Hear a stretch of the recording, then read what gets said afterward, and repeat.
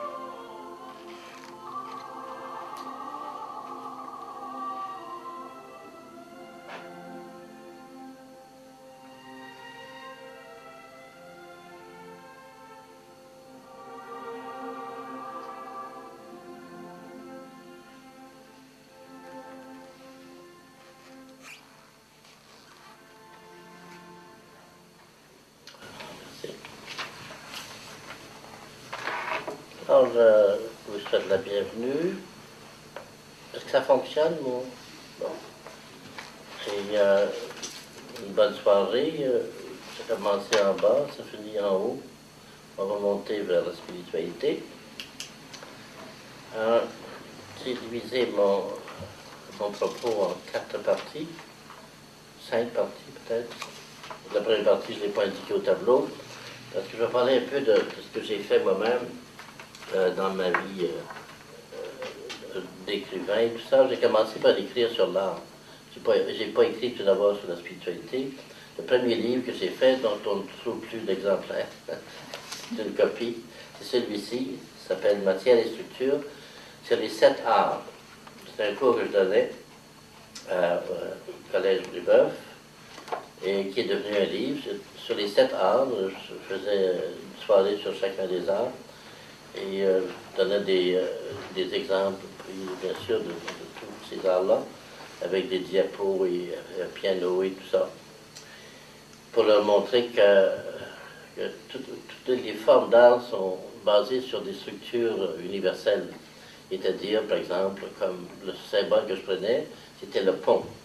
Un pont existe dans la mesure où il maintient une pression sur les 2 rives, et c'est ça qui crée le pont. C'est la pression. Il y a toujours une pression, puis en même temps une solution à la pression. Des couleurs qui repoussent, des couleurs qui attirent. Ensuite, vous avez des personnages, vous avez des formes, vous avez des propos. Dans les pièces de théâtre, c'est la même chose. Vous avez des personnages qui sont en conflit. Et la pièce de théâtre est réussie dans la mesure où le conflit est résolu, puis en même temps, il est maintenu. C'est-à-dire l'œuvre d'art, par exemple, dans Hamlet, c'est évident, vous avez toujours un conflit entre Ophélie et Hamlet, Ophélie et sa mère, entre Hamlet et sa mère. C'est ça qui crée l'œuvre. C'est un conflit qui est résolu, puis en même temps maintenu. Tout le long, vous êtes dans le conflit, puis il est résolu par le fait qu'il est maintenu. C'est ça une œuvre d'art. C'est toujours, ça reste toujours présent. Puis en même temps, il faut qu'il y ait des tensions. Parce que s'il n'y a pas de tension, si c'est fade, ça ne touche pas, ça n'émeut pas. Il faut qu'il y ait une certaine émotion. C'est ce que j'avais découvert à travers mes études sur les arts. Et j'ai fait un autre livre pour l'expo aussi. J'ai fait un livre sur le musée qu'il y avait à l'expo, le commentaire sur les œuvres. Je trouve que c'est puéril de faire des commentaires sur les œuvres dans ce sens-là. J'en ai fait beaucoup dans ce livre-là, j'en fais énormément, c'est ça que je fais tout le long. Mais l'art, ce n'est pas quelque chose qu'on commente, c'est quelque chose qu'on apprécie, quelque chose qu'on goûte et qui nous touche. Si on est touché, ça n'a pas besoin de commentaires. Si on n'est pas touché, là, on commente beaucoup. Alors, mon rapport avec les arts commence avec la création, parce que j'en ai fait quand j'étais jeune. Je faisais de la musique depuis à l'âge de 9 ans. J'ai fait plus de musique que de peinture dans l'ensemble. Et mais je faisais déjà c'est la peinture qu'on fait à l'école, des choses, l'aquarelle habituellement, et très mauvaise. Et tout ça, c'est pas important, c'est que c'était déjà en marche. Et l'écriture, je faisais des poèmes comme j'étais jeune aussi. Alors, ces choses-là m'ont aidé à vivre et surtout à traverser le courant du monde intellectuel dans lequel j'ai été pris fortement quand j'ai commencé à m'instruire et enseigner. Alors, on vit dans ce monde intellectuel, puis on pense que c'est ça la connaissance, alors que c'est pas ça. Mais avant de s'en recevoir, ça prend beaucoup de temps. Beaucoup plus par les arts, d'après moi, que j'ai appris à connaître la vie et les choses. Et l'enseignement aussi, j'ai fait de l'enseignement des choses d'art, de donner des cours d'art, même à Brébeuf, je donnais des cours sur la peinture, sur les écoles de peinture et tout ça. Il fallait bien parler de quelque chose. Et les livres que j'ai faits, et les articles. J'ai fait beaucoup d'articles sur les arts aussi. Ça fait partie de ma vie. Il se trouve que j'en ai très peu parlé dans les conférences que je fais ici, parce que ce n'était pas le sujet. Ce soir, c'est le sujet. J'ai fait des poèmes aussi.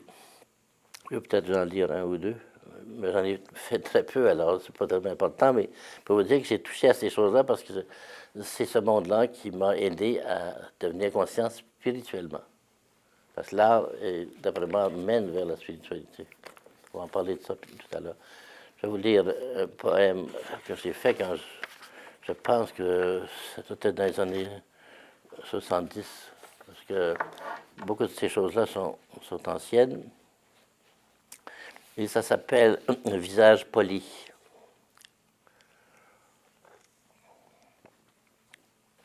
L'air est si pur et si propre, comme un galet poli par la mer, un galet nu devenu peau douce par la patience velouteuse de la mer. L'arbre, l'oiseau, l'air et la lumière, si propres, si purs autour des hommes. Une joue d'enfant, un visage d'enfant, à l'œil plus fin que la main d'un magicien, comment ne sont-ils pas assis pour la vie? Où s'enfuit le visage simple comme une fleur, propre comme une aube sur la grève, ou comme la lune ce galet si doux à nos yeux? Pourquoi l'enfant ne pousse-t-il pas comme un arbre dont chaque branche se pose librement toute question et le soleil répond dans une feuille? Pourquoi faut-il que l'enfant ait sa vie dans le plâtre, son âme dans le plâtre, ses branches soudain se font prendre dans le gel au milieu d'une simple question? Pourquoi faut-il que son rire clair soit pris dans une politesse, son goût du jus dans un calcul, son regard d'oiseau figé par un regard d'oiseleur? Pourquoi n'est-il pas cette aile qui se lève à sa guise et se joue de l'air au-dessus du paysage? Pour faire une pêche douce, il n'est besoin que d'une saison d'air pur, d'une abeille brûlante et du soleil. Mais pour faire un visage doux, il faut toute une vie de peine et de nuit. Puis un matin, quelqu'un pieds nus, marchant sur la grève, se penche pour prendre en sa main un galet, si doux que le promeneur se met à sourire. J'ai fait un autre sur les marronniers en octobre, quand j'étais en Europe. J'étais sur le bord d'un fleuve, il y avait beaucoup de marronniers, il faisait très mauvais, il faisait gris. Mais je m'étais caché dessous un marronnier, puis je me suis aperçu que tout était lumineux, jaune. Ce soir, nous ne sommes plus à l'ombre, mais à la lueur de l'arbre. Ses mains de phosphore ont fait fondre la nuit. Nos corps se rayolent dans un clair de feuilles jaunes, au sous-bois le plus sourd d'un aquarium de lune. La verdure a livré son rêve d'avril, bouquet d'ambre et de braise. Une bonté pose sa main chaude sur ma tête d'enfant, ou contre la flamme l'abat-jour d'une main de la couleur d'une joue. De loin en loin, sur les rives, l'allumage des marronniers, le nimbe d'un gond qui rayonne, et la sagesse se lève au cœur de l'arbre comme un astre dans la nuit verte. Vient l'heure où toute sève d'elle-même s'illumine, au creux des paumes étoilées. Désormais, tout est pur et décanté, comme après une grande peine. Alors, ça, c'est du poème que j'avais fait quand j'étais inspiré. Mais je n'ai pas été tellement dans ça, j'ai été surtout dans la prose. J'ai écrit beaucoup de livres, une cinquantaine. Et ça a été ma façon d'avancer, de connaître, d'apprendre. Et l'art, c'était pour moi une façon d'être en accord avec la vie, avec l'univers, et de découvrir les lois profondes, qui ne sont pas des lois intellectuelles, c'est des lois de vie. Par exemple, que tout est harmonisé dans l'univers, que le féminin et le masculin sont toujours harmonisés, et que le faible et le fort sont toujours reliés. Il n'y a pas de domination gratuite. Alors, j'ai fait des tableaux aussi avec des sujets comme des animaux et tout ça, mais je n'en ai pas fait beaucoup et il ne m'en reste pas du tout. J'ai commencé à peindre sérieusement en 1973. Et j'étais à Sudbury à l'époque, à l'université, où je donnais des récitals à chaque année. Je faisais des expositions lors des récitals. Et à ce moment-là, j'ai vendu mes œuvres, ou bien je les ai données. Je n'en ai plus. Il me reste... Ça, c'est une photo d'une peinture que j'avais faite qui représente le givre, un arbre de givre. En fait, c'est un souvenir du Manitoba. Et ça, c'est un cheval dont j'ai été obligé de couper des morceaux parce que c'était tellement taché que c'était pas présentable. Ça, c'est une reproduction d'une photo. Bon, ensuite, c'est surtout des fleurs, des paysages. Et c'est pas C'est pas parce que je n'aime pas les sujets, par exemple, comme les humains. J'en ai fait des portraits, mais c'est plus difficile pour moi de faire ça. Tout ça compliqué. Alors maintenant, je vais parler de l'art en général. L'art, c'est un sujet extrêmement vaste. Ça prend une semaine de parler de tout ça. Parce qu'il faut passer par tous les arts pour être complet. Je vais parler surtout de la musique, de la peinture, parce que les autres, c'est plus complexe, comme par exemple le théâtre, les arts de la parole, le théâtre, le cinéma, qui suivent des règles un peu différentes parce qu'il faut qu'il y ait une histoire. Pour qu'une pièce de théâtre fonctionne ou marche, comme on dit, il faut que les gens rient ou réagissent comme à une histoire. S'il n'y a pas d'histoire, les gens s'en vont. Curieux. Alors qu'en peinture, il n'y a pas d'histoire. Et même en musique, on appelle ça de la musique à programme. S'il y a une histoire, ça fait de la musique un petit peu déphasée par rapport à son rôle principal, comme on voit dans la musique classique. Mozart, surtout Mozart, Haydn et les baroques comme Bach, où la musique est, comme on dit, pure, c'est-à-dire qu'elle n'a pas de but autre que d'être une célébration du son et de la joie. Alors que les arts de la parole, ou de ce qu'on appelle les arts du temps, ont besoin d'une histoire. Et si votre pièce ne fonctionne pas, si l'auditoire, c'est une comédie et que les gens ne rient pas, c'est fini. C'est ça le critère de la valeur d'une pièce, c'est qu'elle fonctionne. Alors qu'une peinture peut ne pas être aimée par quelqu'un, puis aimée par une autre. Alors qu'une pièce de théâtre, quand c'est vraiment une bonne pièce, tous les gens y vont. La preuve, c'est que ça dure longtemps. Bon. Très différent comme univers. Alors, on ne peut pas parler de tout ça à la fois. J'en ai parlé dans le livre, j'ai même analysé au long des pièces et des poèmes. Et c'est assez facile d'analyser des œuvres d'art, mais de comprendre qu'est-ce que c'est que la beauté, ou de comprendre qu'est-ce que c'est qui dépasse la technique, parce que c'est des techniques, c'est des moyens physiques, des matériaux, et certaines formes d'habileté qu'on apprend. Il y a des choses qu'on apprend, mais l'inspiration ne s'apprend pas, ou la beauté ne s'apprend pas. Par exemple, vous prenez Au clair de la lune, qui est un air très simple. C'est tellement simple que vous ne pouvez même pas faire quelque chose de semblable. C'est tellement pur et parfait. Et on se demande comment on a pu faire ça, tellement c'est simple. Les gens vont dire, ben, c'est facile, c'est juste des notes, il y a quatre notes. Là. Oui, mais la beauté, c'est très difficile à inventer. Vous écoutez du Mozart, comme tout à l'heure, et c'est assez simple. Mais comment il a fait pour faire ça? C'est pas le talent, c'est pas l'habileté, c'est pas la technique, c'est autre chose que j'appelle la beauté, le langage de l'âme. Alors, je commence par dire que l'art n'est pas la beauté, parce que l'art, on insiste énormément sur l'art quand on n'a pas la beauté. L'art, c'est la technique, et beaucoup de gens sont devenus des maîtres en technique, mais qui ne touchent pas. Et pour moi, ça, c'est ma vision à moi. Quand une œuvre me touche, c'est ça qui compte. Si elle ne me touche pas, ça peut être Picasso, n'importe qui, même Bach. Si ça ne me touche pas, ça ne m'intéresse pas. Mais évidemment, il y a des gens qui qui ont des théories différentes, c'est sûr. Pour moi, c'est la beauté qui ressort. Si ça me touche, si je suis ému, bien, ça veut dire que c'est réussi pour moi. C'est pour ça qu'il y a des pièces, par exemple, de Picasso que je ne peux pas endurer parce que ça ne me touche pas du tout.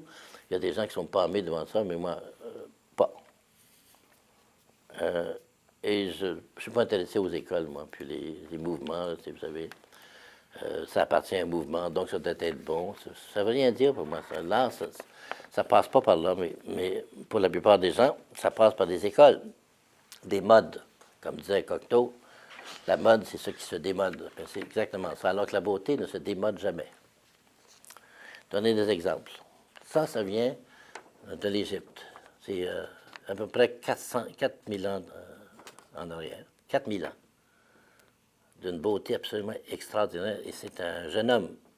C'est Amenophis III, un pharaon. D'une pierre très, très dure.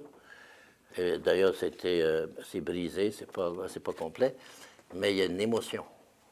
Et moi, je trouve ça extraordinaire qu'on ait pu faire des choses à cette époque-là. Ça, c'est au 7e siècle, je pense. Ça, c'est une œuvre islamique, mais regardez la pureté de cette ligne-là, c'est absolument étonnant. Je vais les laisser là. Ça, c'est Corot, qui est pour moi un des plus grands peintres.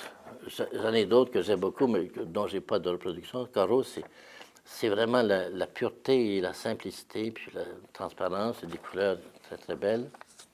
Et ça, c'est Botticelli.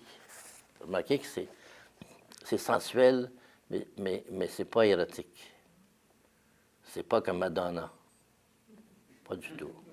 Ça évoque pas le sexe, ça évoque la beauté.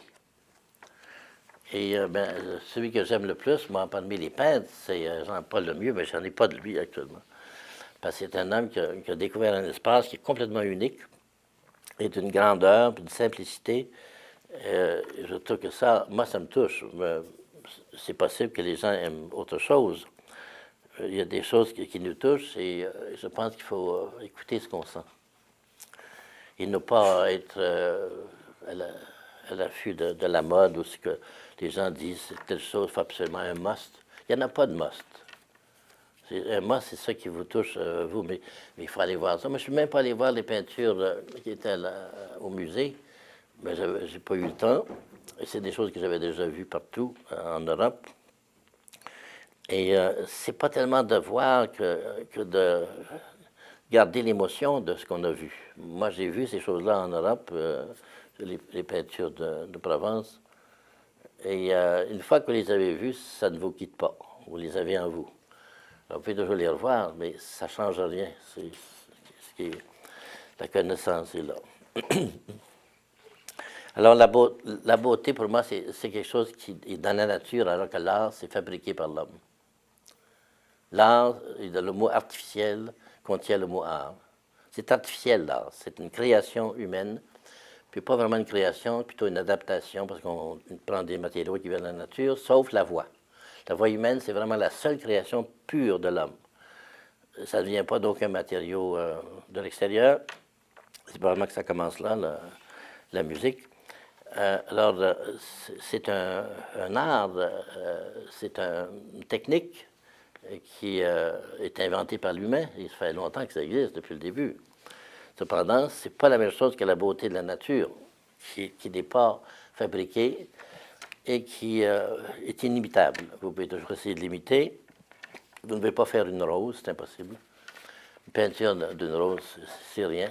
Une rose, c'est extraordinaire. Une fleur, un arbre, une étoile, la lune, un poisson, l'eau, le vent, toutes ces choses-là, qui sont des créations pures des êtres. C'est des êtres. Alors l'art, c'est d'imiter, c'est d'approcher ça, c'est d'exprimer quelque chose qu'on trouve déjà dans la nature. Vous allez dire, il y a des choses qu'on ne trouve pas dans la nature, comme les drames. Je ne pense pas que les drames comme tels, c'est ça qui fait l'art. C'est la façon dont vous présentez le drame. Shakespeare, c'est plein de meurtres, tout ça, puis c'est toujours d'une beauté extraordinaire. Parce que la beauté, justement, transcende le mal, puis la violence, ce qui demande un génie extraordinaire. Alors, c'est une fabrication humaine et qui est faite de techniques, tout d'abord. On apprend ça. Comme on peut apprendre à jouer du piano, on peut apprendre à faire de la peinture, à faire de la sculpture, de l'architecture, toutes ces choses-là, ça s'apprend. Mais le don ne s'apprend pas. Vous pouvez faire toutes les techniques que vous voulez pour faire de la danse, mais si vous n'avez pas le don de la danse, ça ne marchera pas. Vous allez faire comme quelqu'un qui essaie de faire du piano, puis ce qu'il fait finalement, c'est du dactylo. Il joue des notes, mais il n'y a rien qui passe. C'est ce qui passe, là. C'est quoi ça qui passe? C'est ça la beauté. J'appelle ça la beauté, ça pourrait être appelé autrement, mais c'est une sorte de mystère de l'énergie qui passe et qui vous touche, qui touche plus loin que votre corps. C'est pas juste un frisson, ça vous touche dans l'âme. Ça touche ce qu'il y a de plus profond en nous. Et si ça ne touche pas ce qui est profond, bien on peut passer. C'est-à-dire qu'on peut en voir beaucoup. Il y a énormément d'art actuellement. On est inondé d'art. Il y a de l'art partout.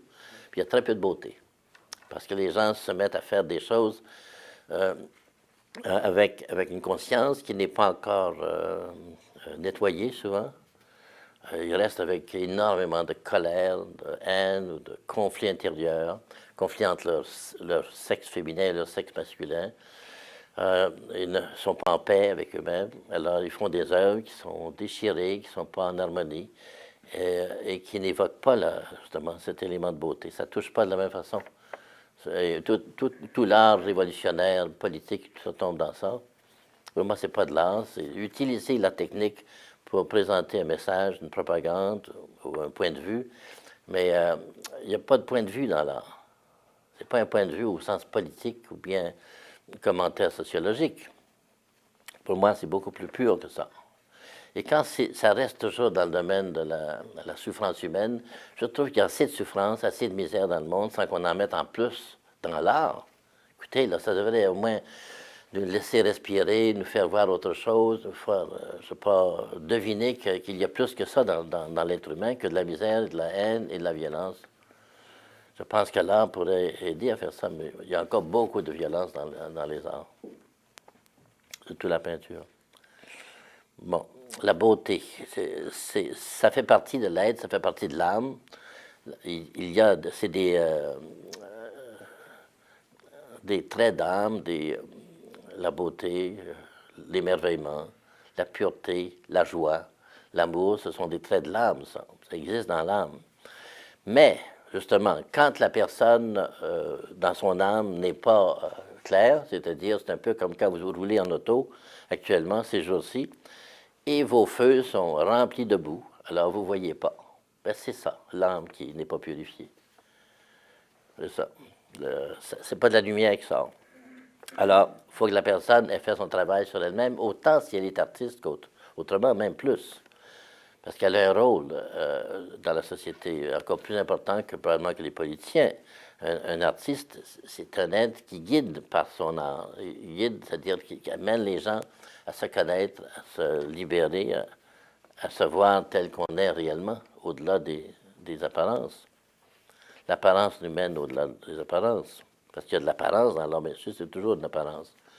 Le son, la musique, les couleurs, la structure des bâtisses, la sculpture, le théâtre, tout ça, c'est des formes extérieures, bien sûr, mais il y a quelque chose qui est caché derrière, le message, la connaissance qui est véhiculée derrière. Et ça, c'est toujours dans l'invisible. Alors, je pense que la beauté est devenue rare en art pour deux raisons. Parce qu'on croit que la technique suffit. Ça, je m'en aperçois beaucoup en musique. Depuis quelques années, on insiste énormément sur la technique. Il faut que vous soyez une technique absolument parfaite. C'est bien beau la technique, mais c'est au service d'autre chose. La musique, ce n'est pas de la technique. C'est ce qui passe à travers la technique et que la technique ne peut pas donner. Vous allez avoir toutes les notes, il y a quelque chose qui ne passe pas. C'est comme dire je t'aime. Hein? C'est des mots. S'il n'y a pas la ferveur derrière, c'est mieux de se taire. Autre raison pour laquelle la beauté est rare, c'est que créer de l'art, ce n'est pas se défouler. Se défouler, ça c'est préliminaire, c'est avant.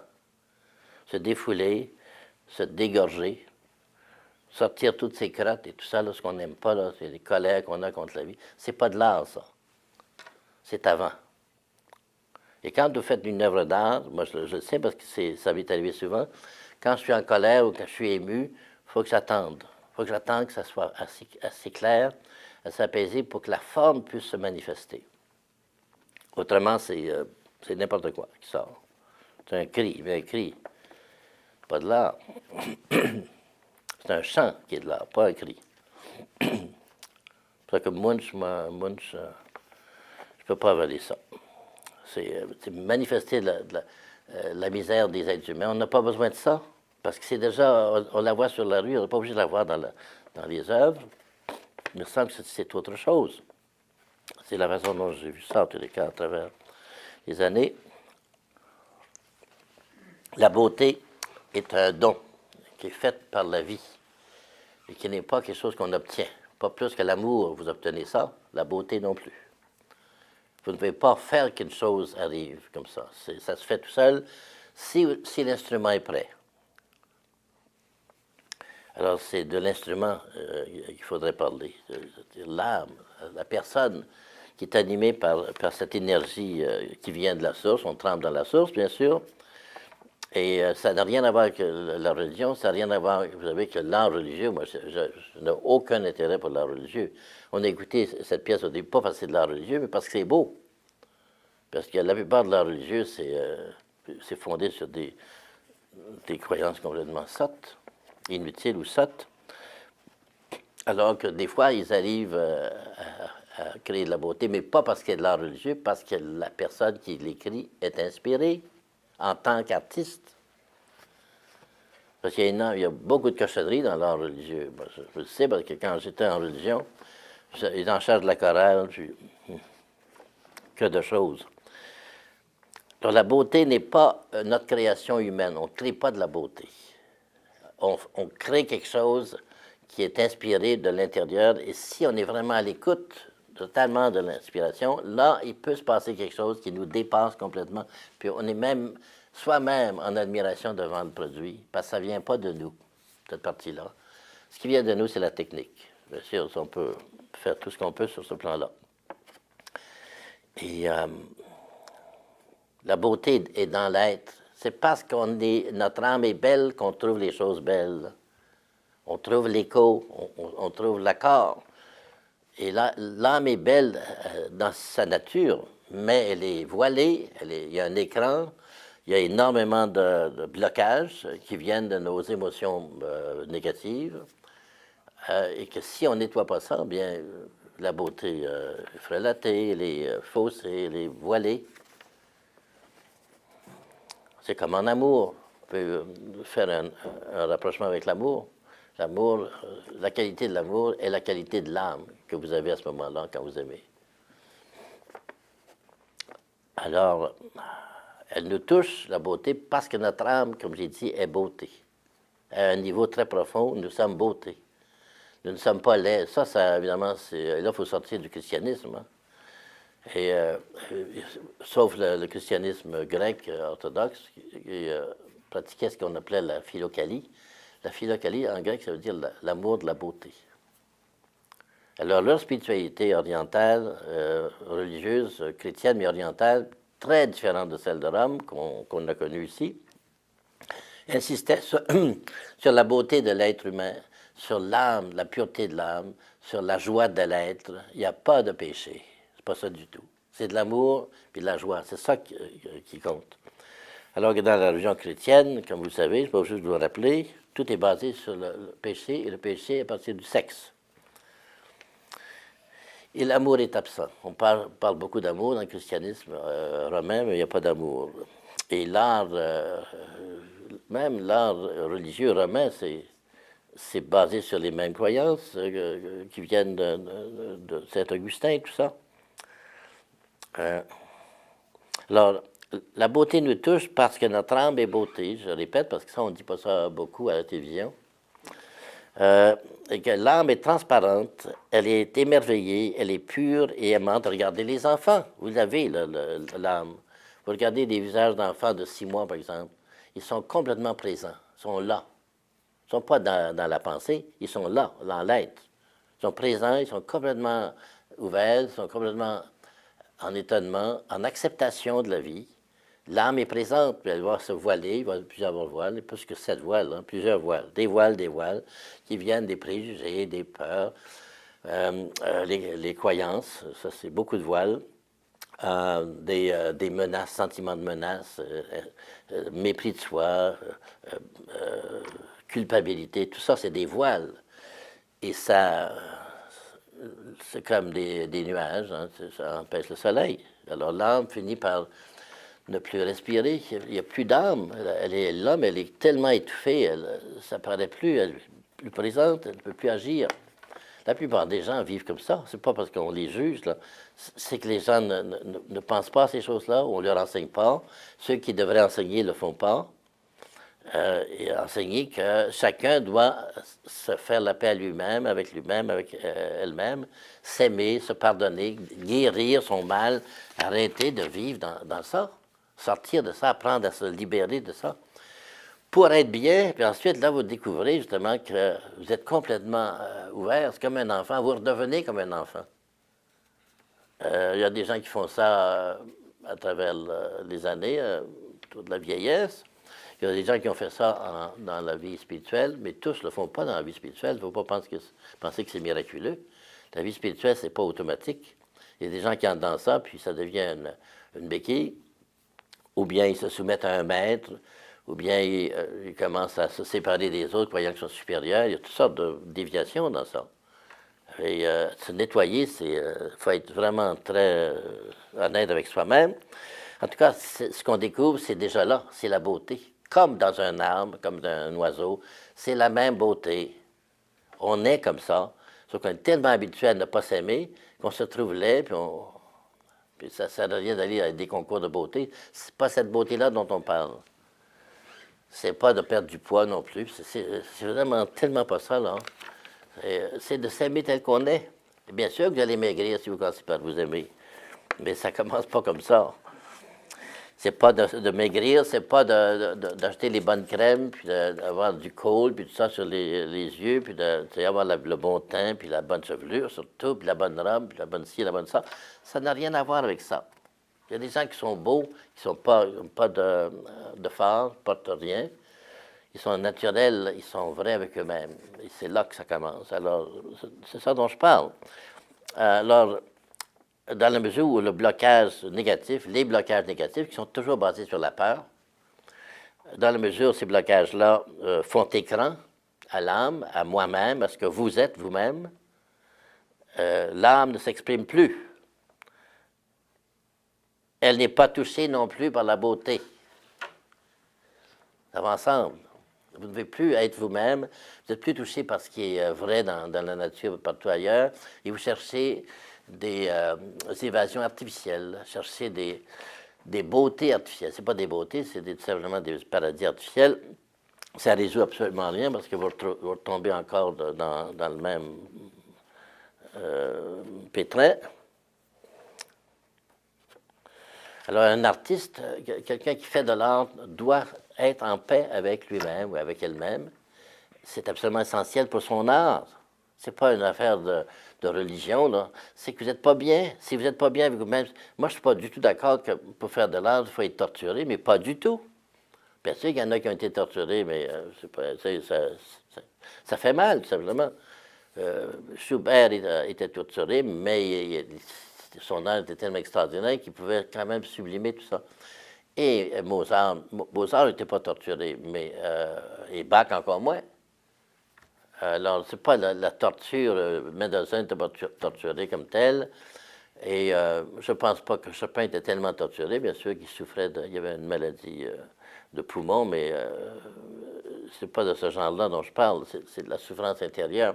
Beaucoup ont souffert de ça, mais ce n'est pas ça qui fait la grandeur Shakespeare, on ne parle jamais de ça. Bien sûr qu'il y a eu des peines d'amour, tout le monde en a, mais c'est plus que ça. Il y avait une valeur extraordinaire dans son âme. C'est une âme très, très complète, Shakespeare. Il y a des beautés dans ça. C'est un homme qui avait sublimé à peu près tout. Et c'est remarquable quand vous lisez, vous étudiez les pièces ou que vous assistez à des pièces. Il y a toujours un conflit. Et puis en même temps, il y a toujours une guérison.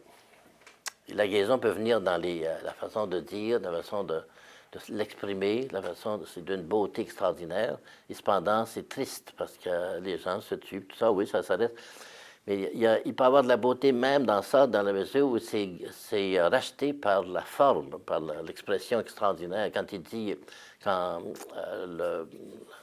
l'ami de Hamlet, à la mort de Hamlet, lui dit The flights of angels sing thee to thy rest, que des vols d'anges vous chantent vers votre repos. C'est extraordinaire, ça. C'est plus beau en anglais, mais c'est ça que ça veut dire. Et ça finit comme ça.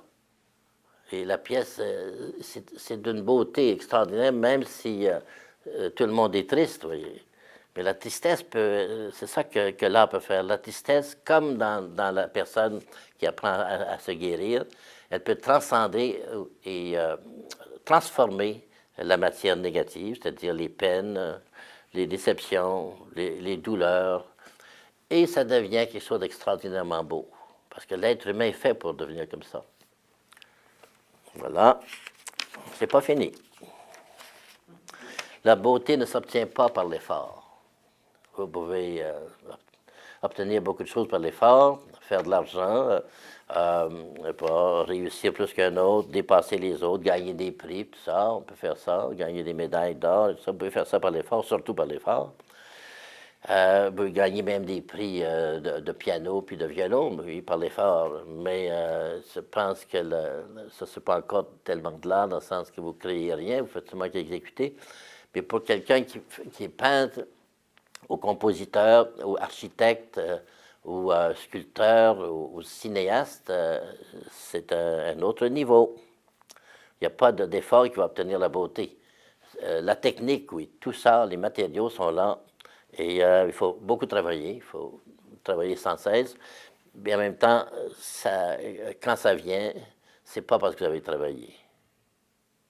Ça vient comme un visiteur inattendu qui vous comble, en même temps, vous ne pouviez pas le faire venir par votre volonté. C'est extraordinaire. C'est un don. C'est comme si on retrouve la spontanéité de l'enfance et qu'on retrouve la spontanéité de la nature, parce que la nature est spontanément belle, elle ne fait pas d'effort pour être belle, là. Elle est comme ça naturellement. Et nous autres, on est comme ça naturellement quand on a arrêté d'être artificiel, d'être dans le faux, dans le mensonge de soi-même, dans le refus de ce qu'on est, tout ça. Quand on est complètement accordé avec soi-même, on est une œuvre d'art, déjà. On est une beauté. Mais pas une beauté au sens des canons habituels, où on regarde la forme extérieure et qui vous permet de faire une parade de mode et tout ça, c'est pas ça dont on parle. La beauté est beaucoup plus grande que ça. J'écoutais récemment des interviews avec Marguerite Yourcenar, qui n'est pas une beauté hollywoodienne, mais quelle beauté d'âme! C'est absolument étonnant, cette personne-là. Elle transcende tout, elle est complètement guérie intérieurement, puis elle a une sagesse. Elle voit très clair dans tout. Alors, la beauté dont je parle, ce n'est pas de la beauté physique, c'est de la beauté de l'être. C'est-à-dire que c'est une sorte d'harmonie entre vous et votre vie. Vous et les autres, vous et la nature. C'est de l'harmonie. Alors, on ne sait pas comment ça vient. On ne sait pas comment l'amour vient, on ne sait pas comment la vie vient. J'ai entendu ça l'autre jour, que c'est la mère qui donne. La mère ne donne pas la vie. La mère, le corps de la mère produit un corps, qui est le bébé. Mais la vie ne vient pas de la mère, elle vient de la source. Et c'est absolument inimitable, vous ne savez pas d'où ça vient, c'est comme ça. Les gens pensent toujours qu'on fait quelque chose. Ça, c'est une autre affaire. En art, dans le domaine des arts, les grands, ce monsieur-là, on ne sait même pas qui a fait ça. On ne sait même pas. Jamais ils mettaient leur nom. Les Grecs, ça commençait, on mettait des noms. Mais aujourd'hui, il faut toujours mettre son nom. Moi, je suis obligé de mettre mon nom parce que les gens vont dire, il faut absolument que vous mettiez mon nom. Mais pourquoi il faut que je mette mon nom? Ben, tout le monde le fait, puis il faut le faire. Mais en fait, le véritable artiste n'existe plus. Son œuvre existe par elle-même, et lui, c'est fini. Parce que tout seul, c'est un corps qu'on lègue au fleuve. Et c'est pas important soi-même. Comme dans la vie de l'évolution spirituelle, la connaissance de soi-même, se connaître soi-même, c'est dépasser ce personnage. Puis les gens sont tellement obsédés par le personnage aujourd'hui, c'est incroyable. Le culte du héros, le culte des stars, le culte des stars, que ça vienne du sport, que ça vienne du théâtre, du cinéma, les stars, les stars, les stars. Jésus, c'était une star, puis on a fait un superstar à un moment donné. Star, star, star. Et puis si vous n'êtes pas une star, vous êtes un nobody. Hein? Vous oubliez ça, là, vous n'êtes rien. Vous n'êtes pas passé à la télévision, forget it. Votre vie est finie. Faut que vous attiriez les regards, il faut que les gens vous aient vu. Et puis il faut que les yeux se détournent, puis là, vous existez. C'est incroyable, cette façon de voir aujourd'hui. l'image, l'obsession de l'image. Alors, quelqu'un qui veut faire une œuvre vraie, là, il faut qu'il se dépasse, il faut qu'il s'oublie dans l'œuvre. Il faut que l'œuvre, un peu comme une mère s'oublie pour l'enfant, quand au début, quand c'est pénible, le début, hein, le bébé ne dort pas, tout ça, là, elle doit s'oublier à ce niveau-là. Elle ne fait pas ça toute sa vie, mais elle le fait à ce moment-là. Et c'est un peu ça qu'on fait quand on fait une œuvre d'art. On est obligé de laisser la chose se réaliser à travers nous et ne pas passer son temps à dire puis moi, qu'est-ce qu'ils vont dire, puis est-ce que je l'ai eu, est-ce que je veux l'avoir. Non, non, non, non, c'est fini, là. Vous ne pouvez pas faire de l'art en faisant ça. Il faut que vous disparaissiez. Il faut que l'œuvre prenne la place.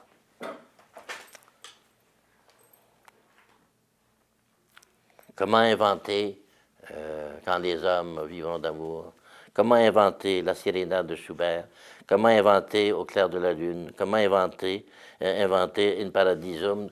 Je ne sais pas si vous connaissez ça, dans le Requiem de Fauré, le final, In Paradisum, c'est tellement extraordinairement beau, cette affaire-là.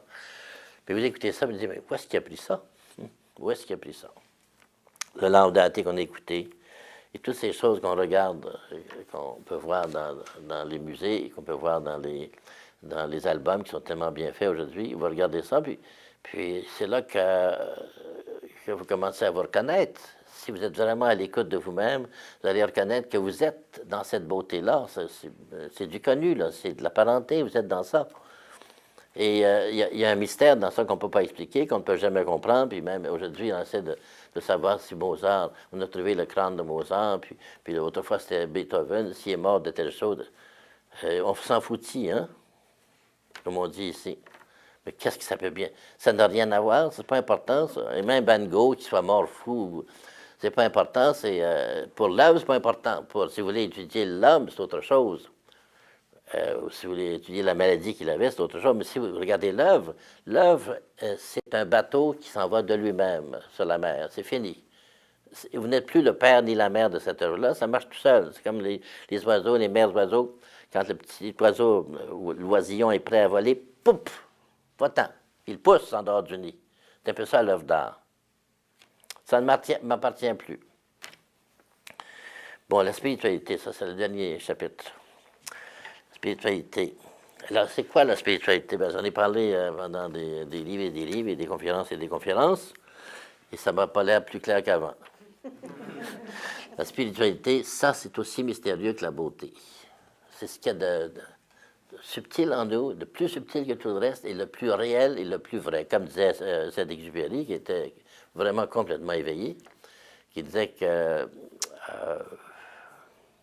on ne voit bien qu'avec le cœur, l'essentiel est invisible pour les yeux. C'est ça la spiritualité. C'est que vous êtes conscient qu'il y a quelque chose d'invisible, d'incontrôlable, qui ne vient pas de vous. Vous êtes mené par une énergie, vous êtes insufflé par quelque chose qui vous dépasse et qui est plus réel que votre corps. Et que c'est la seule chose qui compte, c'est ça, finalement. Et que le reste va s'en aller parce que votre corps, vous sentez, moi j'ai 77 ans, ça, on sent ça à partir de 60 ans, là, on sent ça que le corps, il s'en va pour faire un voyage à un moment donné. Et il faiblit, puis il est moins fort qu'avant. Et c'est très bien parce que ça nous rappelle qu'il y a autre chose de plus important que ça. Pas un langage qu'on entend beaucoup à la télévision. Comme l'âme, bon, aussi longtemps qu'on ne se reconnaît pas, j'avais écrit une phrase au tableau, là, je vais la répéter, l'âme du spirituel est comme l'artiste touché par la beauté, l'âme retrouve sa beauté. Parce que la beauté, là, c'est comme la chose qui est bloquée, hein? C'est bloqué en vous. On est beau à l'intérieur, mais quand on ne s'aime pas, on n'est plus beau. La beauté est comme cachée par notre refus de reconnaître. Mais quand on dit oui à ça, quand on se reconnaît,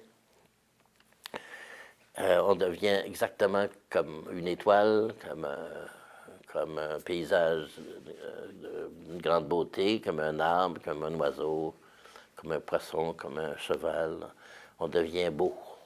Mais la beauté est déjà là, sauf qu'on a tellement détruit ça par, je le regrette, mais la religion et les préjugés sociaux et des choses comme ça qui sont tellement idiotes, les préjugés, et toutes sortes de croyances, superstitions, croyances, Vous savez qu'il faut être riche, puis il faut aller au moins une fois à Las Vegas. Les islamistes, ils vont à la Mecque, et d'autres font aller à Las Vegas une fois dans sa vie. Notamment, vous n'êtes pas in, vous ne connaissez pas ça. C'est incroyable, il y a tellement de préjugés dans la société. Vous avez seulement qu'à écouter ce qui se passe à la télévision. C'est rempli, c'est truffé de préjugés, de propagande, de fausses valeurs. Et on mange ça à la tonne. Puis on est surpris de voir que ça ne marche pas mieux. C'est longtemps qu'on ne reconnaît pas de fond en comble ce qu'on est. Il faut reconnaître tout ce qu'on est. Tout ce qu'on n'aime pas, autant que ce qu'on aime. Parce que ça, c'est pas vrai que c'est pas aimable. C'est qu'on ne l'aime pas, tout simplement. Mais quand vous l'aimez, vous comprenez que c'était toujours aimable. Le masculin et le féminin. Il faut connaître le féminin. Et dans la musique, vous savez, il y a toujours du masculin et du féminin. Il y a toujours un thème dans une sonate ou une symphonie, un thème qui est masculin, puis un thème qui est féminin. Et dans les œuvres de cinéma, encore plus, probablement, et dans les peintures, il y a toujours des couleurs qui sont plus féminines que d'autres, et d'autres qui sont plus masculines. Il y a des formes, il y a des dessins qui sont plus masculins et plus durs. C'est comme ça, c'est tout ça à la fois. Il faut faire le mariage de ça. Aussi longtemps, ça c'est un petit secret que je vous dis là, aussi longtemps que les humains n'acceptent pas leur féminin et leur masculin, il va toujours avoir des préjugés sur le plan sexuel. Parce qu'on a tous les deux sexes tout le temps. On les a en nous. Ceux qui ne veulent pas reconnaître l'autre sexe, qui pensent ne pas avoir, ben, c'est bien de valeur. Ça n'enlève pas la réalité. Finalement, on étouffe une partie de soi-même. Et ça, c'est ça le problème des problèmes de sexe lesbiennes puis les gays, c'est que les gens pensent que c'est des êtres à part, qui sont différents des autres, des monstres, parce qu'ils n'ont qu'une partie de ça, puis ils n'ont pas l'autre. C'est pas vrai. Tout le monde a les deux, dans des doses différentes. Et dans les œuvres d'art, il y a toujours les deux aussi, quand c'est une œuvre qui est complète ou valable. Et c'est comme ça que c'est fait dans l'univers. Il y a toujours des forces et des faiblesses qui s'harmonisent et qui ont besoin les unes des autres. Alors, aussi longtemps qu'on ne se connaît pas à fond et qu'on ne s'est pas guéri de ses propres guerres intérieures, on ne peut être branché sur la source, point final. Il n'y a pas d'exception à ça. C'est pas quelque chose qu'on décide, là. C'est ainsi. On est fait comme ça. On est fait de la même nature que le divin. Aussi longtemps que vous bloquez ça, il n'y a pas de contact avec le divin, simplement. Alors vous vous prenez pour un... Ou seulement qu'est-ce qu'on fait sur Terre? Qu'est-ce que c'est que cette histoire-là? Quelle farce qu'on est en train de jouer? Il n'y a plus rien de sens. Il reste. Regardez les journaux, vous comprendrez. Il n'y a plus rien de sens. Parce qu'on est coupé de la valeur, de la source. Oui. Vous bloquez la source, il n'y a pas de rivière, il n'y a plus rien.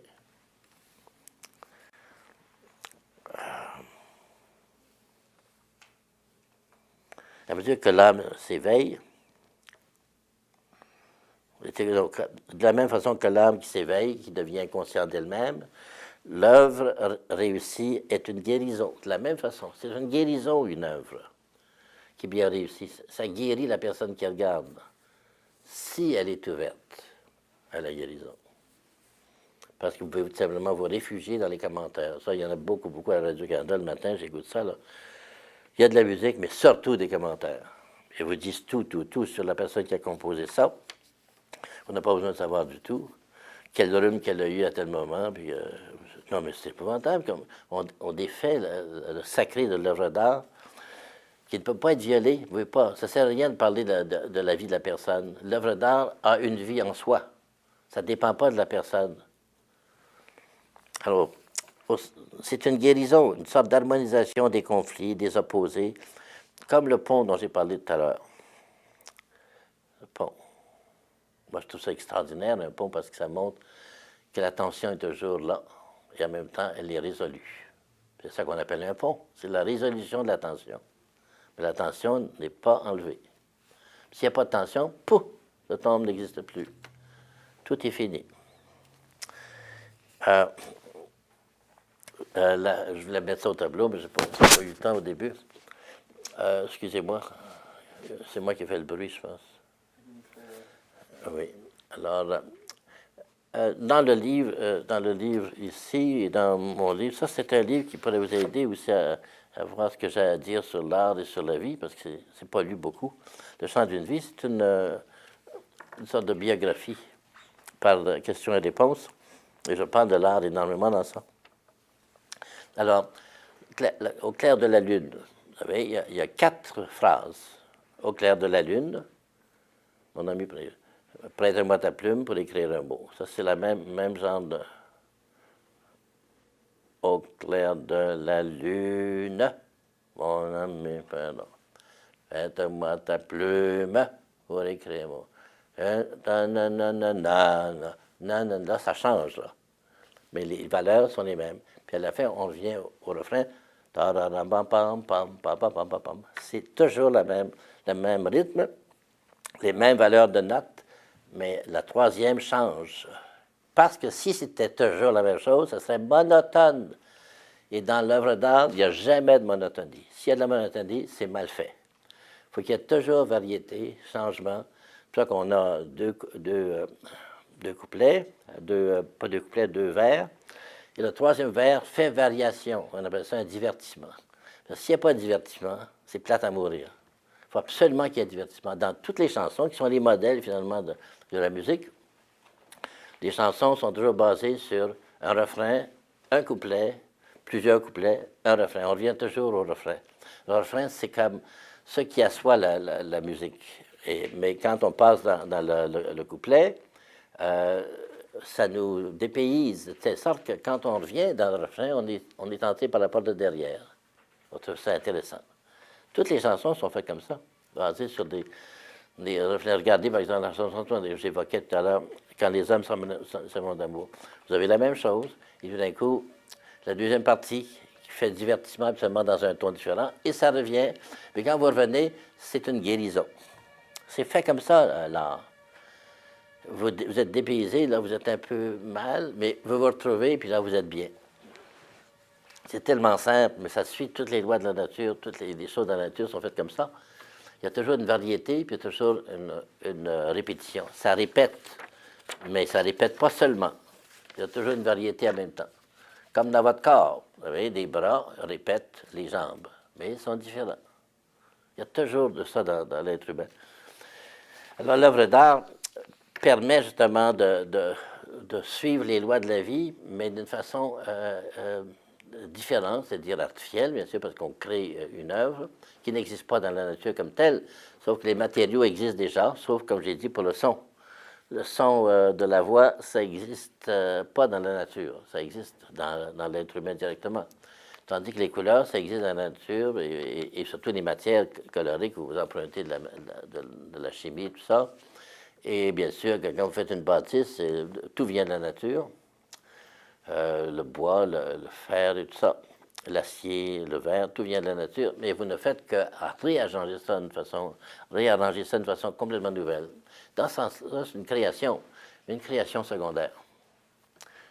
Et on valorise beaucoup trop, d'après moi, les créations humaines et passer la création naturelle.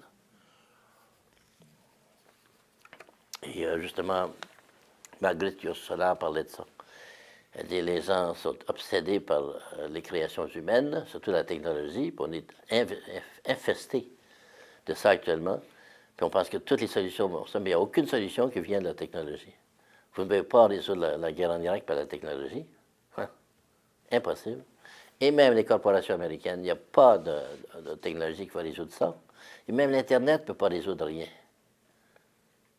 Alors ça, il faut se réveiller. Hein?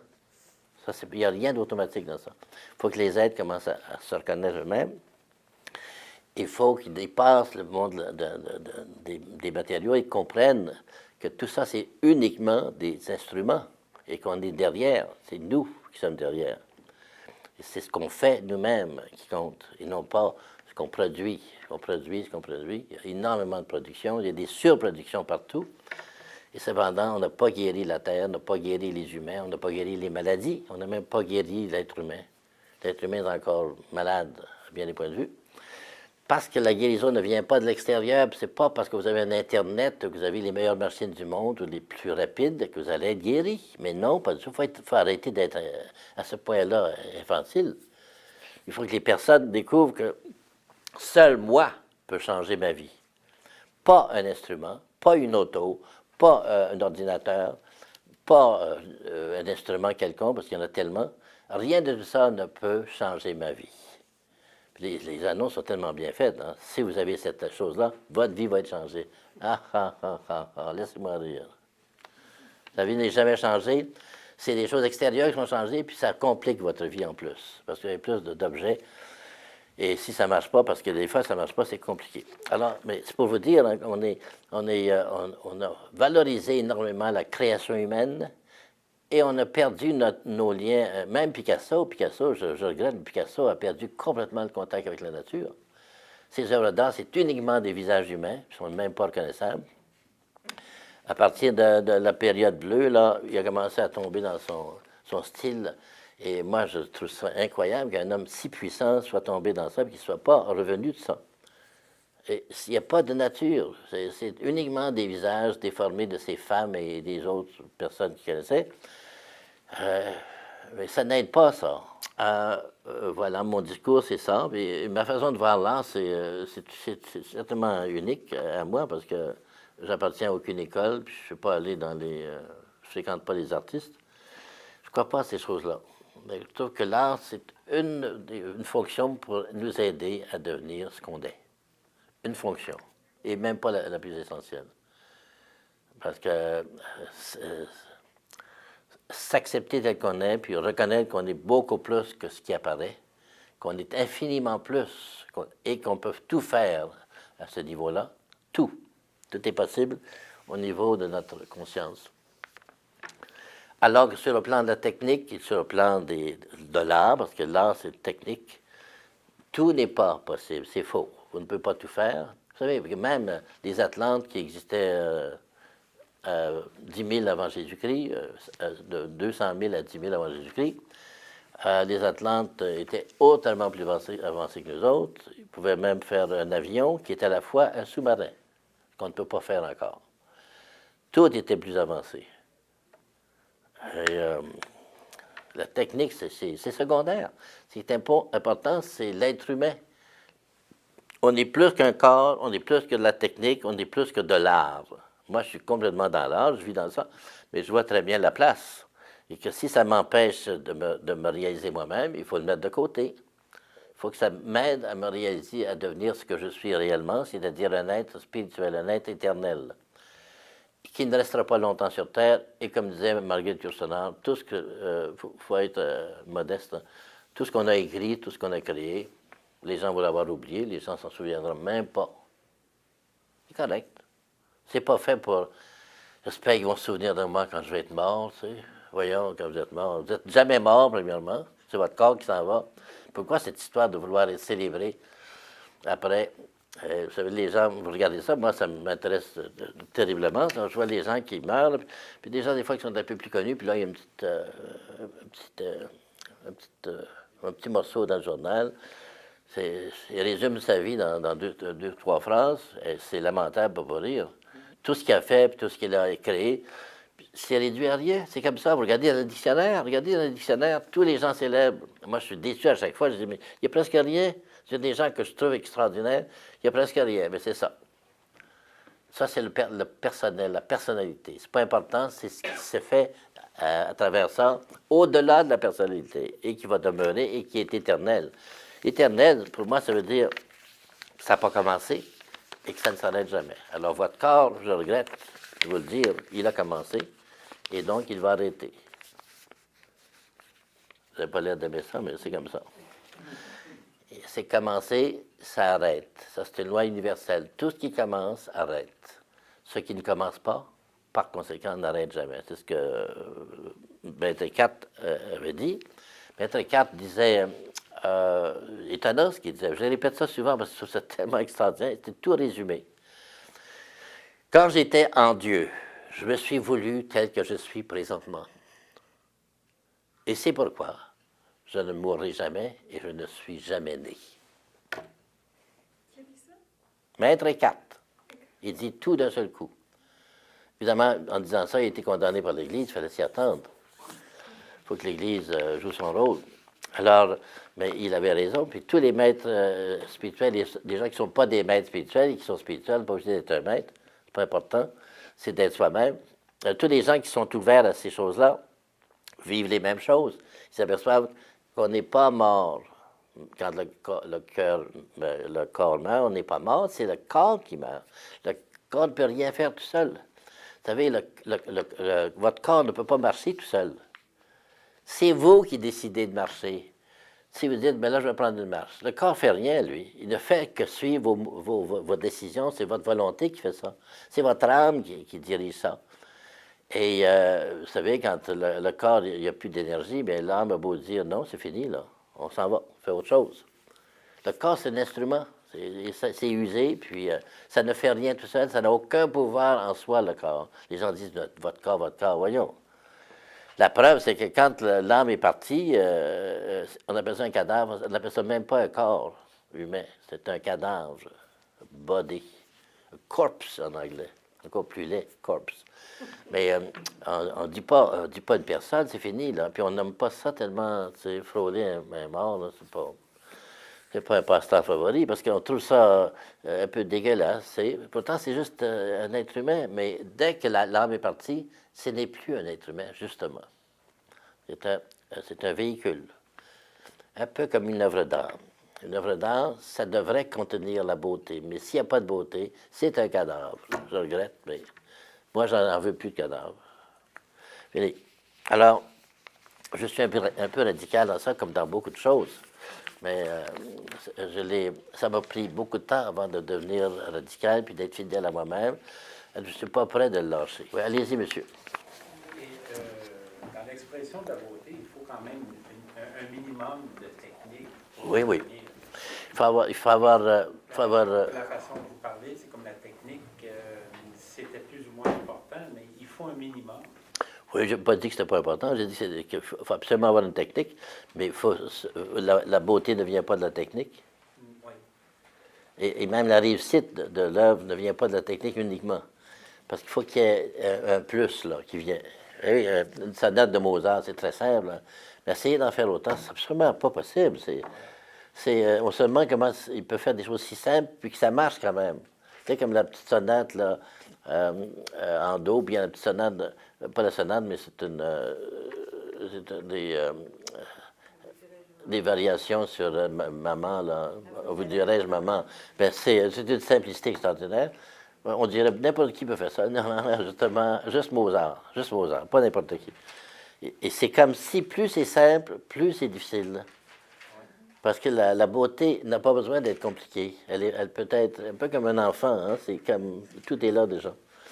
Oui, je pense qu'il faut de la technique, mais on a tellement insisté sur la technique qu'on pense que ça va vous donner tout le reste.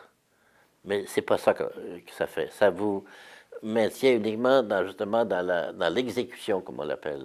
Et le mot exécution est intéressant parce qu'on exécute des prisonniers, puis on exécute une pièce de musique aussi. On peut la tuer par la technique. Il faut qu'il y ait autre chose. Il faut qu'il y ait de l'amour. Il faut qu'il y ait aussi, faut que le musicien qui joue soit engagé. Il faut qu'il soit en amour avec lui-même aussi. Il faut qu'il s'aime. Il faut qu'il aime la vie. Il faut qu'il soit heureux d'être faire ça. Parce que s'il est malheureux, comme Richter, moi je n'en revenais pas, c'est un très bon technicien, Richter, hein, un des plus grands musiciens. Bien, quand j'ai entendu ça, moi je n'en revenais pas, il dit « Je ne m'aime pas du tout ». Comment un musicien ne peut pas s'aimer, je n'en reviens pas. C'est tellement contraire à la musique de ne pas s'aimer. La musique, c'est de l'amour, finalement. Mais lui, il avait l'air de... Il voulait trop être perfectionniste, trop être parfait, puis je pense que ça lui nuisait. Mais dans l'expression, les sentiments, que ce soit en musique ou en art, que les gens reçoivent ou qui vont voir, la personne qui l'exprime, c'est important. Ça veut dire qu'il faut qu'il y ait une certaine émotion. Oui, il faut qu'il y ait de... Faire des notes ou faire de la Oui, c'est ça. Mais s'il n'y a pas... Mais la beauté est toujours émouvante. Si c'est pas émouvant, c'est pas tellement de la beauté.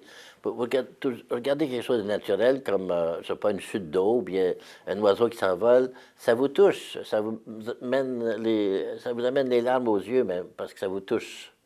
Vous voyez, c'est de l'émotion. C'est de l'émotion pure. C'est pas de l'émotion négative, c'est positif. Mais la musique doit faire ça, d'après moi. Même quand c'est de la musique triste, comme donc, vous écoutez du Brahms, c'est pas toujours, c'est torturé par le bout, mais il y a une beauté dans ce qui fait que vous dépassez la douleur, la peine. Et ça vous aide. Vous écoutez ça, puis vous écoutez un morceau comme ça, puis la vie est plus intéressante quand vous en sortez. Vous êtes comme guéri de quelque chose. Et ça va retomber, vous avez besoin de refaire ça constamment, c'est sûr. Mais la musique, peut-être, c'est pas magique, hein, parce que je me souviens, moi, pendant la guerre de 40, les soldats allemands, qui étaient très cultivés et très bons musiciens, souvent, écoutaient du Mozart la nuit, le soir, et tuaient des Juifs pendant le jour. Ça, c'est la réalité, ça. Alors, moi, j'évoque souvent ce principe-là pour dire que l'art ne vous transforme pas nécessairement. Ça dépend comment vous vous voyez, comment vous voulez changer. Parce que vous pouvez aussi rester dans le mental, puis passer votre temps à commenter des œuvres. Moi, je connais quelqu'un, moi, qui connaît la musique par cœur. Il y a tous les disques, il passe son temps à dire, ben ça, c'est... Tu vois, là, ici, là, c'est moins bon que sur l'autre disque. Tu vois, ici, là, c'est moins bon que sur l'autre... là, il tombe dans le monde intellectuel pur. Des analyses. Puis il n'y a plus d'émotion. Simplement, il se gargarise du fait qu'il sait tellement de choses et ça lui permet d'être supérieur aux autres. C'est vrai qu'il est supérieur aux autres, mais c'est pas ça qui compte. Là. La musique, c'est pas ça. C'est d'être à l'écoute, d'être touché et d'aimer. De telle sorte que ça vous guérit en le faisant. Je pense que c'est ça que ça fait. Et ça peut être... Moi, je m'en souviens, quand j'étais collégien, j'avais à peu près 15 ans, j'avais écouté une petite fille de 12 ans à l'Académie des filles, là, parce qu'on allait à des concerts.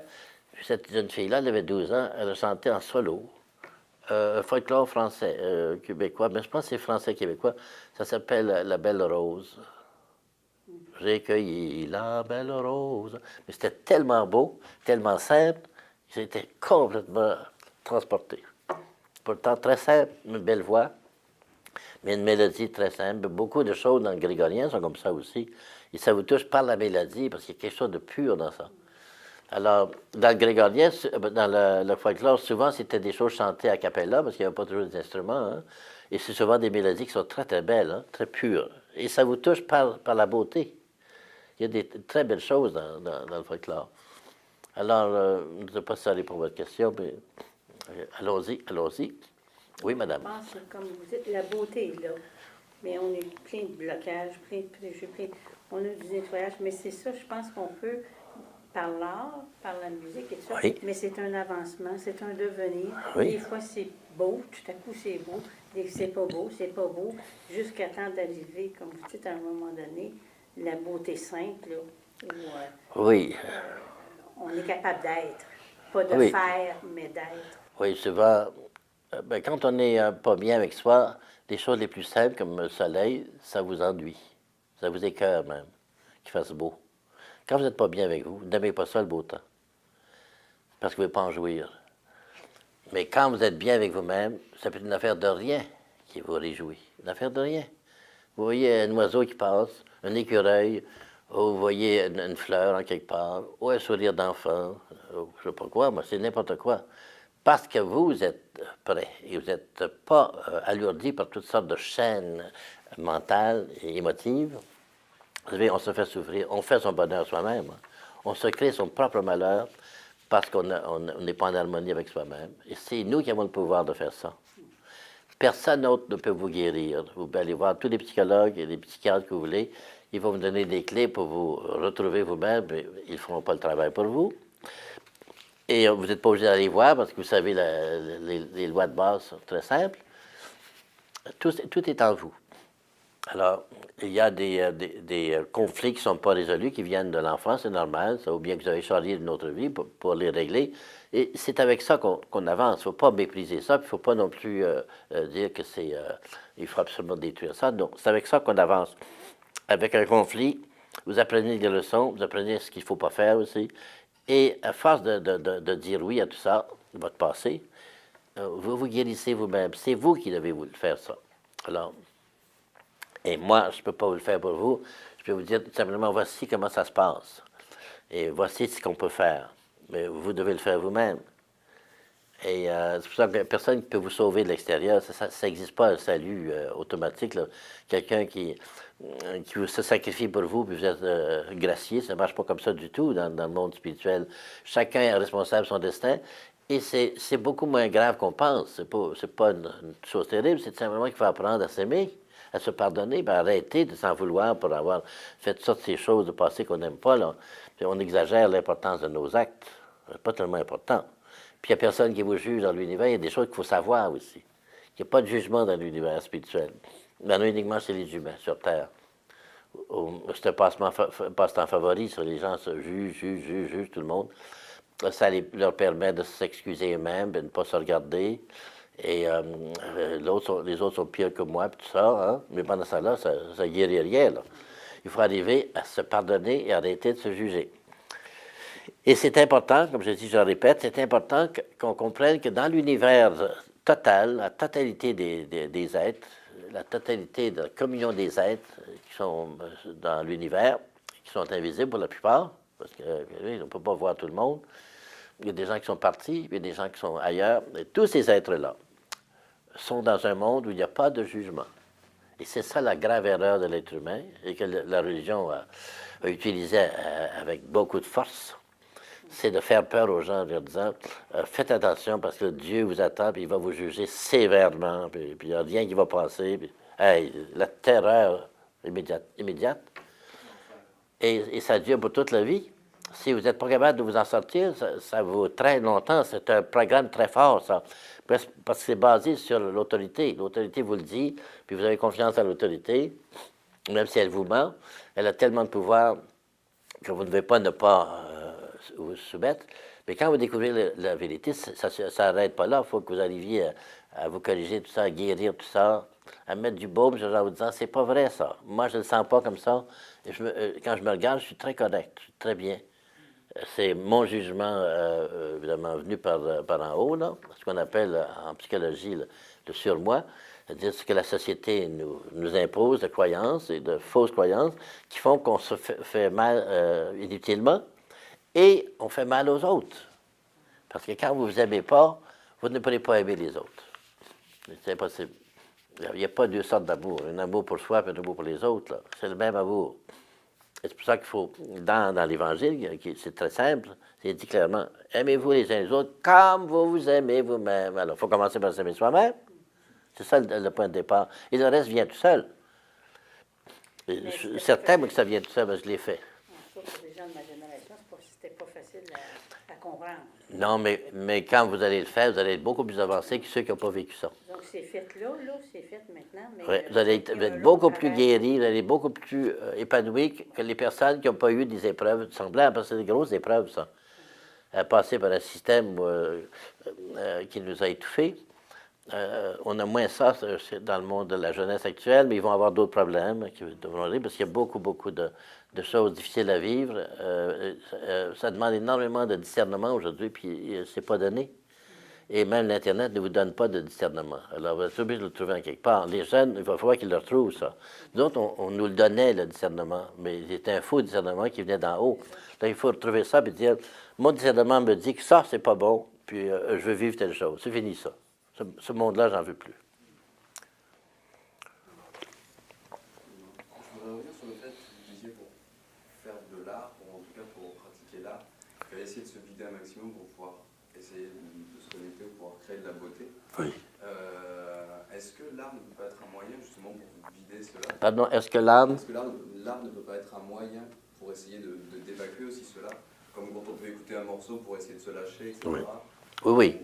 Vous vous servez de la musique pour faire une catharsis.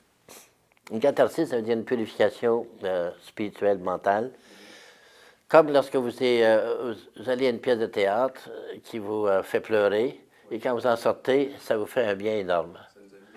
Parce que c'est comme si ça débloquait des choses en vous. Vous les comprenez un peu mieux, surtout quand c'est par rapport à des drames que vous avez vécu vous-même. Bien sûr que là, c'est cathartique, comme on dit. La catharsis, c'est un terme grec qui veut dire purifier. Cathare, c'est les purs. Alors, vous vous purifiez en écoutant une belle musique, mais aussi en regardant une pièce de théâtre, je sais pas moi, en regardant une peinture, beaucoup moins peut-être la peinture, parce que c'est statique, et parce qu'il n'y a pas autant de rythme, tandis que dans la musique, il y a un rythme qui atteint vos cellules, vous voyez, directement. Et le théâtre, et dans le temps aussi, il y a un rythme dans ça.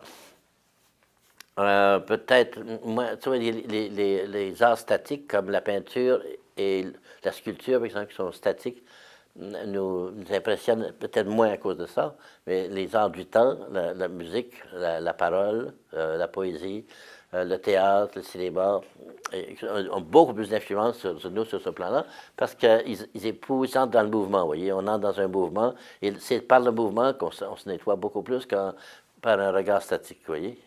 Je pense que c'est ça. Et si on pratique, enfin, je veux dire, par exemple, si c'est le piano ou la peinture, si on utilise ce biais, mais en pratiquant nous-mêmes. Oui, parce qu'il y a autre chose, c'est que quand, ça, on l'a appris de l'autre côté, hein, on m'a dit que quand vous jouez du piano et que vous êtes vraiment investi là, dans votre musique, vous êtes en contact avec l'univers spirituel universel. Vous sortez complètement de votre plan physique, là. Et c'est ça qui vous libère et que quand vous avez fini de jouer, vous vous sentez comme très très bien, comme, je ne sais pas, guéri, on ne sait pas comment expliquer ça, mais ça a un effet extraordinaire, la musique. C'est là, et je pense que ça s'explique à bien des points de vue. Par exemple, le sens de l'oreille, l'ouïe, est le seul sens qui est toujours ouvert. Vos yeux ne sont pas toujours ouverts, et votre nez non plus, peut être souvent bloqué, mais vos oreilles sont toujours habituellement ouvertes, vous entendez toujours quelque chose, parce qu'on est influencé, on est nourri beaucoup plus par les vibrations sonores que par toutes les autres vibrations. Et je pense que c'est vrai. Et les vibrations touchent nos émotions. Il y a des vibrations, il y a différents niveaux de vibration. Les vibrations, c'est beaucoup plus rapide, plus forte. Mais ça peut passer aussi par le son. C'est pourquoi les mantras qui entrent dans le monde musical, vous voyez, les mantras, quand vous émettez un mantra et vous l'émettez avec la voix parlée, un son comme Om, je sais pas, ou n'importe quel, si vous faites un Om, vous respirez profondément, vous lâchez votre Om doucement, et vous faites comme ça.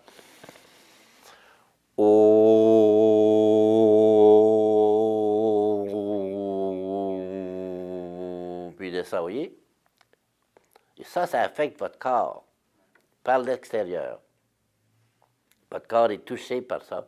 Si vous le faites plusieurs fois et que vous le dirigez avec une intention pour guérir telle partie, ou peut-être simplement pour vous détendre, ça a un effet extraordinaire.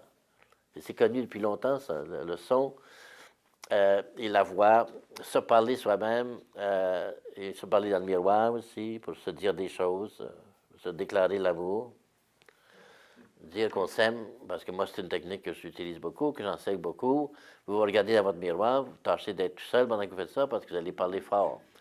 Et vous allez dire que vous vous aimez et que vous pardonnez tout ce que vous avez fait et que vous vous aimerez toujours inconditionnellement. Et vous nommez votre nom, vous dites votre nom. Jean Racine, ou je ne sais pas comme votre nom. Parce qu'il faut que ce soit très personnel et que votre corps reçoive l'énergie vocale. Et ça va vous affecter.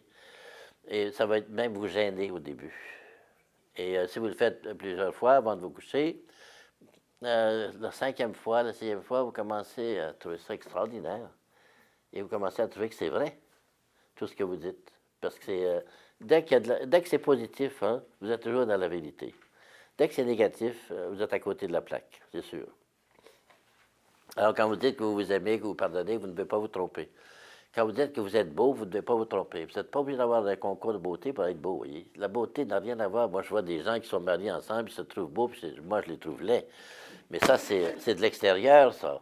Mais eux autres, ils peuvent se trouver beaux à un autre niveau, et c'est ça qui compte, voyez. Par exemple, la bonté de la personne, la douceur de la personne, la force de la personne, la compréhension de l'autre, ça, c'est des choses qui entrent dans la beauté. Et ce n'est pas les traits uniquement. Parce que, de fait, si vous vivez longtemps avec quelqu'un, vous ne voyez plus le visage de la même façon. Alors, même si elle était très belle, qu'elle a gagné un concours de beauté, elle n'est plus la même. Pourtant, elle n'a peut-être pas changé tellement physiquement, mais vous la voyez différemment. Parce que l'habitude et le regard à travers toutes sortes d'éléments de la vie quotidienne font que vous voyez les êtres différemment tout le temps. Ça change tout le temps. C'est comme ça. Et la vie est comme ça. Hein? L'habitude nous transforme. D'autres choses, parce qu'on a encore du temps quand même. Qu'est-ce que vous pensez de l'art thérapeutique? Oui, l'art thérapeutique en musique, on pratique ça beaucoup. La musique peut être thérapeutique de bien des points de vue, surtout quand vous prenez de la musique qui est calme et qui est douce, comme Mozart. C'est connu que Mozart fait beaucoup ça. Je pense que Bach aussi peut faire ça, et certaines pièces de Beethoven, vous les choisir parce qu'il y a des choses qui sont plus violentes. Mais si vous prenez de la musique très douce, certains Schubert sont comme ça aussi, c'est certain que ça va vous apaiser. Comme j'ai dit, le grégorien fait ça. Moi, j'ai pratiqué ça beaucoup, le grégorien. Le grégorien, ça vous sort complètement du monde de l'action et vous entrez dans un monde d'accueil, d'acceptation. Parce qu'il n'y a pas de heurts, il n'y a pas de secousse dans le grégorien. C'est une sorte d'égalité, tout est doux et c'est un accord complet, vous voyez. Alors que dans la musique plus moderne, vous avez trois éléments. Vous avez la mélodie, l'harmonie et le rythme. Et ça, c'est beaucoup plus actif que le grégorien, où il n'y a pas de rythme de tambour. Il y a une mélodie, mais il n'y a pas d'harmonie, pour ainsi dire, parce que l'harmonie est créée par les notes elles-mêmes. Tandis que la musique classique, comme on l'a vu, il y a toujours une harmonie construite. Il y a des accords. Hein? Et ça complexifie la musique, mais ça l'alourdit aussi en même temps. Tandis que le grégorien, c'est juste la ligne pure. Il y a toujours de l'harmonie, parce que vous sentez que ça va quelque part, puis ça appartient à une sorte de système. Mais c'est tellement allégé que ça vous permet de partir tout de suite. Autre chose? Ne vous endormez pas encore? L'art zen bouddhique, qu'est-ce que vous pensez de cet art-là? L'art zen, oui. Un peu. Il y a Oui. pas grand-chose, mais on trouve ça super beau, juste avec un peu de choses.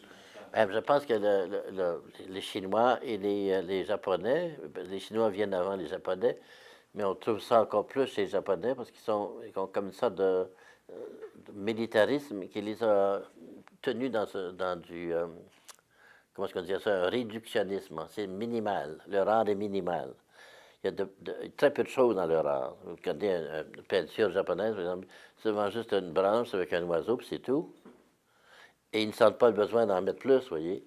Et dans leur décor de maison, je parle des maisons traditionnelles, parce que ça change, ça se modernise, mais dans l'art, dans l'architecture et l'art pictural et l'art même de créer la maison, c'est extrêmement minimal et toujours des matériaux naturels et des lignes sont très pures et il n'y a pas de décoration inutile. On retrouve ça dans le roman, dans le style roman français. Le style roman, c'est l'époque autour du 4e siècle jusqu'au 11e siècle à peu près. Après ça, c'est devenu gothique. Le roman, c'est des lignes pures. C'est un peu comme ça, vous voyez. Ça, c'est un peu de ce style-là, c'est pur. Il n'y a rien d'autre que juste cette ligne qui monte. Et beaucoup d'œuvres de cette époque-là. Et chez les Égyptiens, il y a beaucoup d'œuvres architecturales qui sont extrêmement pures, des lignes très pures, sans rien, aucune décoration. Et et chez les moines bénédictins et cisterciens en Europe, leur monastère, même à Saint-Benoît, mais c'était un peu plus décoré à Saint-Benoît, dans les corridors, les balcons, les galeries, il n'y a absolument aucune décoration, c'est juste la pierre. Et ça nous dénude, ça nous enlève les choses inutiles, ça aide à purifier, sûrement. Le décor peut aider aussi à faire ça. Le décor, l'image, la musique, le son, par exemple, la cérémonie du thé, tout ça, qui est très ritualisé, mais en même temps qui est réduit à l'essentiel. On ne fait pas de gestes inutiles. On a perdu beaucoup, nous autres, ces idées-là. Dans ce sens-là, je pense qu'il y a des traditions comme ça qui peuvent nous aider à... Un peu comme moi, quand j'étais dans la religion catholique, je ne lisais pas beaucoup de choses orientales, mais à un moment donné, j'ai commencé à le faire. Puis plus je faisais, plus je voyais la religion chrétienne d'une façon différente. Ça nous aide à nous voir nous-mêmes, un peu comme quand on quitte la maison, dès qu'on va dans un voyage, on fait un voyage, on revient, puis la maison est différente. Parce que vous avez un point de vue différent. Alors que si vous restez dedans tout le temps, vous ne voyez plus la maison même. Vous êtes devenu la maison. Alors quand vous la quittez un peu, vous la regardez d'un autre œil, et c'est beaucoup plus intéressant en passant. Vous la redécouvrez. C'est un peu la même chose. Quand vous regardez votre culture à partir d'une autre culture, vous la découvrez et vous voyez qu'elle est valable, puis en même temps, c'est pas la seule, puis il y a moyen de faire ça autrement, puis on n'en meurt pas, c'est très bien. Il y a tellement de façons de vivre. Et en même temps, ces gens-là, en Orient, quand on parle d'Orient, je parle de l'Inde, la Chine et le Japon. À cause de la Chine, le Japon, la connaissance intérieure est développée beaucoup plus qu'en Occident. Par exemple, le taoïsme, c'est extrêmement intériorisé, c'est réduit à presque rien. Et dans le Vedanta de l'Inde, c'est réduit à presque rien. C'est juste la conscience et tout le reste, c'est pas important. Le mental n'est pas important. Et dans ce sens-là, ils sont allés directement à la source de la vie spirituelle, alors qu'en Orient, en Occident, on s'est perdu beaucoup dans le décor, dans les décors et dans les choses inutiles. Vous voyez, le message de Jésus, si vous regardez ce qui se passe dans le christianisme, le message de Jésus est extrêmement zen, très zen. Aimez-vous les uns les autres comme vous aimez vous-même et aimez vos ennemis. Hey, je dis que ça, là, on va attendre quelques siècles. Mais c'est très simple. Mais c'est tellement simple, c'est pour ça que les gens ne le suivent pas. Ils veulent avoir quelque chose de compliqué, quelque chose où il y a du pouvoir, où on peut manipuler, et on peut rester, en tout cas, comme on est. Alors que ça, avec ça, vous ne pouvez pas rester comme vous êtes. Vous devez changer. Mais personne n'en veut de ça. Parce que c'est trop direct. L'art japonais est un peu ça. C'est tellement pur et tellement simple et naturel que beaucoup de gens vont trouver ça plate. Il ne se passe rien, il n'y a rien. Mettez quelque chose, là, tu sais, c'est comme manger du riz sans rien. Et c'est parce qu'on s'est habitué à remplir le vide en mettant des choses à l'extérieur. On a un vide à l'intérieur, puis on remplit ça par des occupations, puis des objets extérieurs, puis on pense que c'est ça, vivre. Alors qu'il y a peut-être des choses qu'on pourrait apprendre sur ce plan-là. Est-ce qu'il y a autre chose? Je ne veux pas vous fatiguer. Alors, je pense que... Est-ce que j'ai tout dit ce que j'avais à dire? Oui, je pense, là. Oui, ce livre-ci, qui s'appelle Matière et structure, qui est un livre savant, hein, je vous avertis d'avance, c'est un travail très savant, beaucoup d'analyses. Il se trouve à la bibliothèque, je pense. Toutes mes choses se trouvent là. Et si vous êtes intéressé à l'art d'une façon beaucoup plus, disons, formelle, vous pouvez regarder ça. Et je vous recommande ce livre-là, qui n'est pas très connu au Québec, qui n'est pas lu beaucoup. Vous savez que la plupart de mes livres ne sont pas connus au Québec, ils sont plus connus en Europe. Mais c'est un livre où je passe à travers absolument toutes les choses que je dis dans mes conférences, sont déjà là. Puis je dis pas mal les mêmes choses. Donc, il y a des petits détails qui changent. Allez, voilà. Merci beaucoup et tâchez d'être heureux avec vous-même.